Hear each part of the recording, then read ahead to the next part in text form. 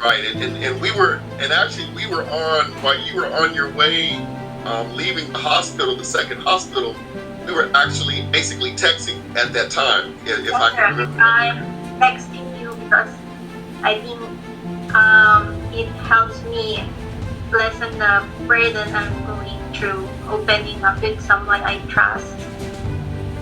Right. So basically, the conversation that we was having wasn't a verbal conversation; it was a text messaging conversation. The only reason I'm bringing it up because sometimes that can be a little challenging.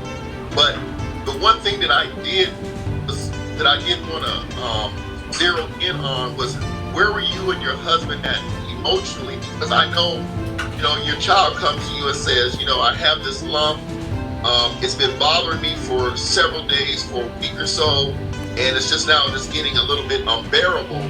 And so he brings it to your attention, and you're like thinking, man, he's been going through this all of these days, and we don't know nothing about it, and now we know what's going on, and we don't really know what's going on because we've gone to the doctor, and they haven't really told us nothing. So we go to 2 hospitals, and we're on our way home, and we still don't have any answers. So in my mind, I'm thinking, they got to be going through a lot of stress right now. They got to be really stressed out. And so that's the reason why I asked you for you to, your husband, to think of 3 to 5 things that you could be grateful for, even in the negativeness of the situation. And what were those? What were those 3 things again that you came up with?